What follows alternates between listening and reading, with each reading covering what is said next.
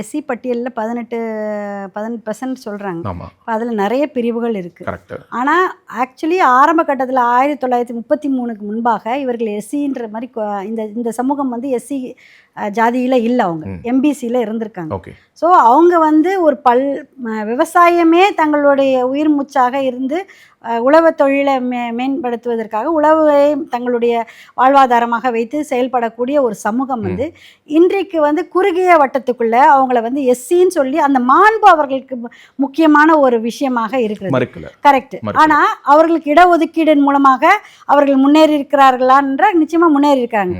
இப்போ இவங்க வந்து இடஒதுக்கீட்டு வேணான்னு அவங்க சொல்ல, எஸ்சி பட்டியலேருந்து எங்களை கொடுத்துட்டு என்ன உங்களுடைய அதுக்கான அல்டர்னேட்டிவ் பிளான் ஒன்று கேட்பாங்க இல்லையா? இப்போ நீங்களே மத்திய அரசிடம், ஏன்னா நீங்கள் இன்னைக்கு என்டிஏல இருக்கீங்க, உங்ககிட்டயே இப்போ வந்து ஒரு இது தொடர்பாக ஒரு ஆய்வு அறிக்கை கொடுங்க, நாங்கள் ஸ்கெடியூல்லேருந்து எடுக்கணும்னா இவங்களுக்கு என்ன கொடுக்கணுங்கிறதுக்கான ஒரு ஸ்கிமேட்டிக்கான ஒரு ஐடியேஷன் இருக்கா? அதுக்கான ஒரு பிசியில் ஒரு அதாவது பட்டியல் மக்கள் இப்போ அவங்க வெளியே வரும்போது அவங்களுக்கு ஜனத்தொகை அடிப்படையில் அவர்களை பார்க்கும்போது அந்த ஜனத்தொகையின் அடிப்படையில் அவர்கள் வந்து பிசியோ எம்பிசியோ அவங்கள வைக்கும்போது அதற்கான, ஏன்னா உங்களுக்கு தெரியும் நம்ம ராமதாஸ் ஐயாவோட வந்து வடக்கே தேவேந்திரன் தெற்கே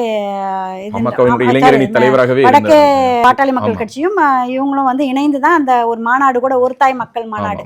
ஏன்னா அதுக்கு 2 பேருமே ஒரே குலத்தை சேர்ந்தவர்கள் தான். ஆனால் காலப்போக்கில் அவங்க பிரிக்கப்பட்டாங்க அப்படின்ற ஒரு விஷயந்தான்.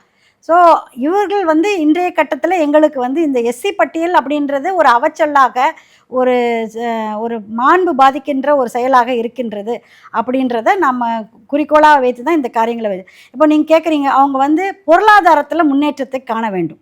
இன்றைக்கி வந்து எவ்வளோதான் நம்ம வந்து மற்ற சமூகம் ஏற்றுக்கொள்ளணும், மற்ற சமூகத்தோடு நம்ம உயர்வான ஒரு நிலைமைக்கு இருக்கணும்னா நிச்சயமாக பொருளாதார ஏற்றம் தான் அவர்களுடைய நிலைமையை வந்து முன்னெடுத்து கொண்டு போடுவோம். அந்த பொருளாதார ஏற்றத்துக்கு தான் நம்ம வந்து இந்த இது நம்ம கணக்கெடுப்பு, ஜாதி வாரிய கணக்கெடுப்பின் மூலமாக அவர்களுக்கு அந்த கணக்கெடுப்பு எடுத்ததுக்கு அப்புறமா அவர்களுக்கு அந்த ஒதுக்கீடு கொடுக்கப்படணும். இந்த சமூகத்திற்கான ஒதுக்கீடு அது 10% இல்லை 15% இல்லை 5%, அவர்கள் எவ்வளோ இந்த சமூகம் இருக்கோ அந்த சமூகத்திற்கான இடஒதுக்கீடு கொடுத்தோம்னா நிச்சயமாக அவர் கல்வி அறிவியலும் பணத்தின் அடிப்படையிலும் அவர்களுடைய செல்வங்களின் அடிப்படையிலும் அவர்கள் உயர்வதற்கான அவங்க பணபலம் படைத்தவர்கள் ஜமீன்தார்களாக மாறக்கூடிய வாய்ப்பு அவர்களிடம் இருக்கும்.